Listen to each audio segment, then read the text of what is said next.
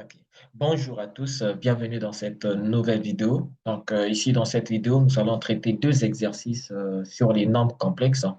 Et c'est un exercice de niveau terminal. Donc ces deux exercices sont des exercices terminal. Et au niveau du premier exercice, nous allons mettre en valeur, nous allons apprendre comment déterminer le module d'un nombre complexe, l'argument d'un nombre complexe et comment déduire sa forme exponentielle grâce à ces deux éléments précités. Et enfin, nous allons montrer à partir de notre résultat qu'un certain complexe est un réel pur. Ça, nous allons le voir. Et au niveau de la deuxième question, l'objectif, ce sera de déterminer la valeur exacte de cosinus d'un angle et sinus d'un angle en partant avec les nombres complexes. Voici notre champ de travail. Donc, pour ceux qui sont passionnés des nombres complexes, en tout cas, restez avec nous et voir comment est-ce que nous allons résoudre cet exercice. On se focalise sur l'exercice 1. Donc, ici, on considère le nombre complexe. Donc, ici, on considère le nombre complexe A, défini par A égale à moins racine carrée de 3 plus I, le tout exposant 2028. Et la première question sera de déterminer la forme exponentielle de x qui n'est autre qu'égal à moins racine carrée de 3 plus I. Et enfin, la deuxième question sera de montrer que le complexe A est un réel pur. Donc, sans plus tarder, nous allons passer au niveau de notre travail. Donc, ici, je vais revenir, je vais passer, hop, notre table blanche. Donc, on va arrêter le partage et nous allons prendre le tableau blanc. Alors, notre tableau blanc qui va nous permettre de travailler, va nous permettre de travailler. Hop, donc, voilà. Allons travailler avec. C'est comme on l'avait dit, nous sommes là sur la résolution de notre premier exercice. Donc, nous avons A qui est égal à moins racine carrée de 3 plus I, le tout exposant 2028. Et la première question, c'est de déterminer la forme exponentielle. Alors, avant de commencer, permettez-moi de rappeler d'abord la forme exponentielle d'un nombre complexe. Donc, ici, pour écrire un nombre complexe sous la forme exponentielle, nous allons d'abord rappeler cette forme. Donc, on aura x égale à quoi? Au module de x exponentielle de i θ. Donc, écrire le x sous forme exponentielle, c'est l'écrire sous la forme de module de x multiplié par exponentielle de i θ avec valeur sur le x, dans le module de x. Donc, ici, c'est le module de x et là, c'est un argument pour x. Et donc, nous allons commencer par déterminer l'argument. Donc, on va commencer par déterminer l'argument de x. Nous avons argument de module de x. Sans, sans le module, on ne peut pas déterminer l'argument. Donc, on a module de x que nous avons noté ici. Et donc, pour rappel, le module de x n'est pas égal à quoi? Le module de x est la racine carrée de a au carré plus b au carré. Avec, il faut identifier le a, il faut aussi identifier le b. Alors, que représente le a? Ici, il faut savoir que le a représente la partie réelle et le b représente la partie imaginaire. Donc, le réel qui va multiplier le i. Donc, ici, si on voit, la partie réelle, c'est moins racine carrée de 3 moins racine carrée de 3. Et la partie imaginaire pure, donc c'est la partie imaginaire, c'est le réel qui multiplie le i. Donc ici, c'est 1. Donc nous allons mettre b est égal à 1. Une fois que nous avons tous ces éléments, nous pouvons alors déterminer notre fameux module. Donc on va remplacer. Nous aurons moins racine carrée de 3 au carré plus 1 au carré. Soit j'ai la racine carrée de ici, j'ai la racine carrée. Donc, ici, j'ai la racine carrée de moins racine carrée de 3 au carré, ça me donnera 3. Pourquoi? Parce que moins au carré, c'est plus. Et racine carrée de 3 au carré, ça vaut 3. Donc, plus ici, 1 au carré, c'est 1. Là, on va poursuivre le calcul. On donnera ici racine carrée de 4. Et la racine carrée de 4 est égale à quoi? La racine carrée de 4 est égale à 2. Donc, ce qui me permet de dire que le module de x n'est autre qu'égal à 2. D'accord? Donc ici, nous venons de déterminer le module de notre nombre complexe x. Une fois que nous avons pu déterminer le module du nombre complexe x, nous allons passer au calcul de son argument, donc d'un argument, parce qu'il faut savoir qu'un nombre complexe va avoir une infinité d'arguments, d'où la présence de modulo de pi. Donc ici, argument. Donc on aura argument. Ici, nous avons argument de x, donc un argument de x. On va noter a de x sera défini par l'accolade. On aura cosinus θ sera donc égal à quoi? À A sur le module de X. Et nous avons sinus θ qui sera donc égal à B sur le module de X. D'accord? Donc, nous avons défini ainsi, nous connaissons le A, nous connaissons le B, et nous venons de déterminer le module de X. Donc, lorsque je vais remplacer, qu'est-ce que j'obtiens? En remplaçant, nous aurons ici, nous aurons cosinus θ sera donc égal, le A, c'est moins racine carrée de 3. Le module ici, c'est 2, on venait de trouver. Et sinus θ, quant à lui, sera égal à quoi? À 1 sur 2. Nous avons identifié le A, nous avons identifié le B, nous avons aussi déterminé le module tout à l'heure. D'accord? Donc ici, une fois que je l'ai fait, il me faut maintenant déduire la valeur de θ, connaissant la valeur du cosinus et la valeur de son sinus.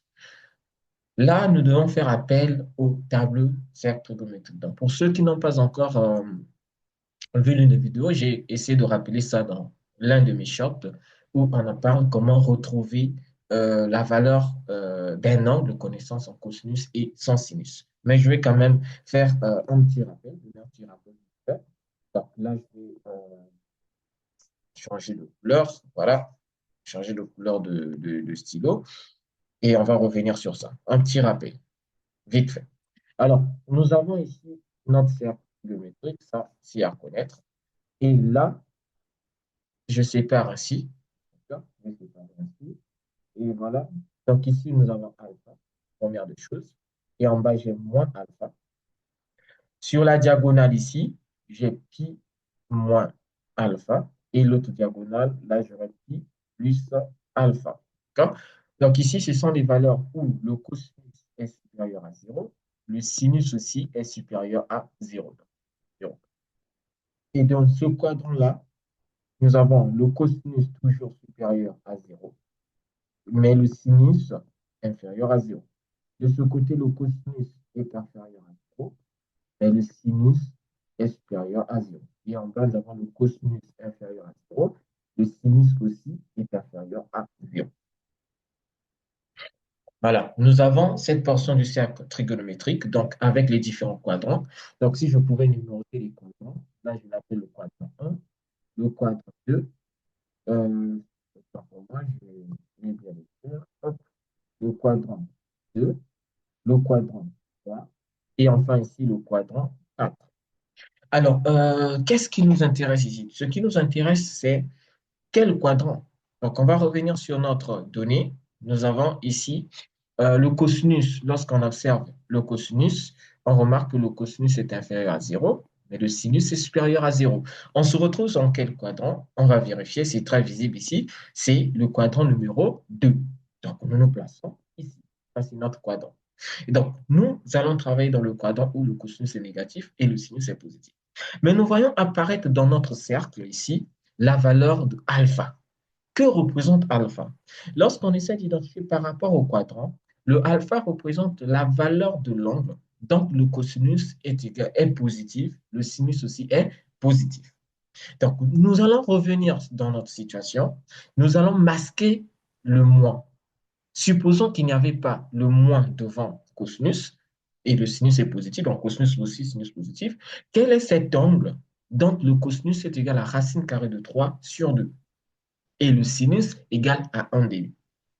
Et donc, on va aller très rapidement avec notre cercle trigonométrique. On pourra rapidement constater que le alpha est égal à quoi? À pi sur 6. Donc, l'angle d'entre le cosinus est égal à racine carrée de 3 sur 2 et le sinus égal à 1 demi, n'est autre que l'angle de mesure pi sur 6. Donc là, nous avons identifié notre alpha. Or, notre objectif, ce n'était pas d'identifier le alpha, mais c'est de calculer la valeur de θ. Et comme l'objectif, c'est de calculer la valeur de θ, qu'est-ce qu'on a?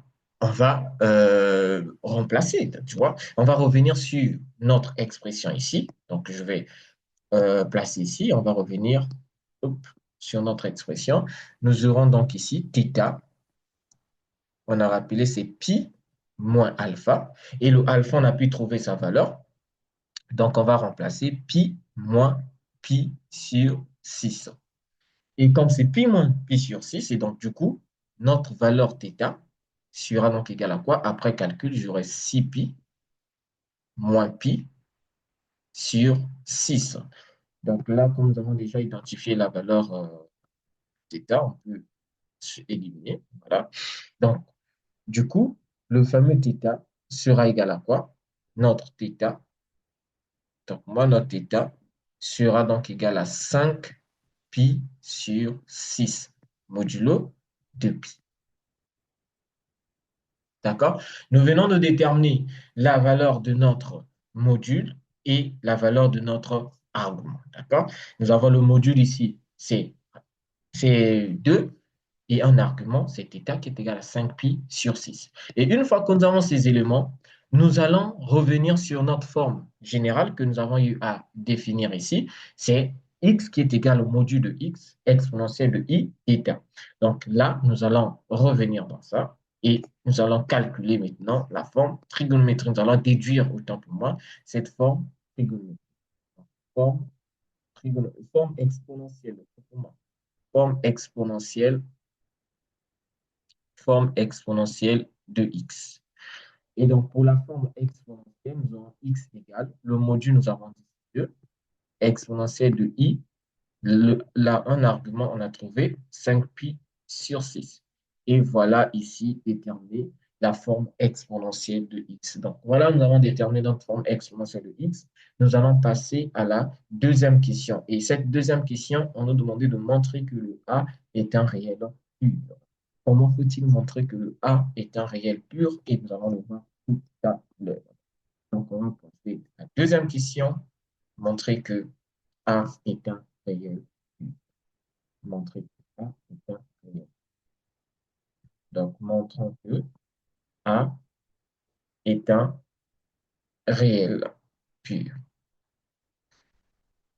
Bon, que cela ne puisse pas vous embrouiller, dire que A est un réel pur, c'est juste montrer que A est un réel. Donc, on va juste montrer que A est un réel. Mais rappelons tout d'abord l'expression de A. Nous savons que A est égal à moins racine carrée de 3 plus I, le tout exposant 2028. D'accord? A est égal à quoi? À moins racine carrée de 3 plus I, le tout exposant 2028. Et donc, si nous sommes dans cette situation, on va essayer d'identifier moins racine carrée de 3 plus I. Je remarque déjà très vite que ce n'est autre que le X. Donc, on peut écrire cette expression comme X exposant 2028. D'accord?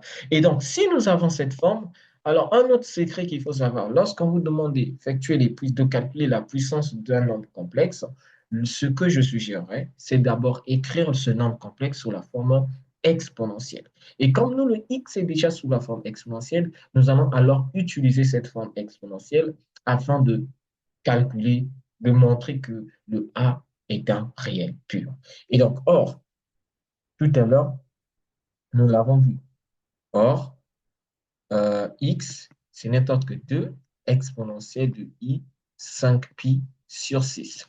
Et donc, si le x, c'est ça, on va remplacer dans notre valeur. Nous aurons ici 2 exponentielle de i pi sur 6, le tout exposant 2028. Voilà, le tout exposant 2028. Hop. Et donc, lorsque nous allons remplacer cette valeur, nous connaissons le calcul sur les puissances. D'accord? Nous connaissons les calculs sur les puissances. Je pourrais très bien rappeler ça ici. Lorsque j'ai, par exemple, ici, A exponentielle de IB, donc A exponentielle de IB, le tout exposant N, étant égal à quoi? C'est étant égal à A exposant N exponentielle de NIB. D'accord? Donc, si j'utilise déjà cette règle, ça va déjà m'aider. ça va déjà m'aider à remplacer. Donc, on aura notre famille A sera donc égal à 2 exposant 2028 multiplié par exponentielle de 2028 multiplié par I 5 pi sur 6. Voilà ce que nous obtenons avec ce calcul. Déjà, vous voyez que 2 exposant 2028, c'est assez énorme, donc pas besoin de calculer. Je vais garder ça sous forme de puissance. Je vais juste me préoccuper de la partie exponentielle. Qu'est-ce que cela va me donner? Donc, on va effectuer le calcul comme on le peut. Donc, on a 2 exposants 2028, tout ce qui est déjà obtenu, multiplié par exponentielle de quoi déjà? De I. On effectue ce calcul 2028 fois 5. Donc, on va prendre la calculatrice. J'utilise ma calculatrice. Hop, on a 2028 multiplié par 5. Et là, j'obtiens 10 140. 10 140 pi, le tout divisé par 6. Alors, si je prends 10 140 et que je divise par 6, hop, j'obtiens quoi? Je vais passer, ici, j'aurai A égale à 2 exposant 2028 multiplié par exponentielle de 1690 pi. Voilà ce que nous avons. Il y a le i que j'ai oublié. Hop, d'accord, j'ai placé, voilà, dans 1690 pi ou encore i, ou encore, voilà, on peut placer le i là où on veut, mais le plus important, il ne faut pas l'oublier. Donc, une fois que c'est fait, voilà un peu le résultat. Alors, qu'est-ce qui va encore se passer? Il faut savoir qu'il y a une autre propriété qu'il faut prendre en compte, c'est que, euh, voilà, je vais appeler ça ici, exponentielle de i capi est égal à, à 1 si k est pair, c'est égal à moins 1 si k est impair.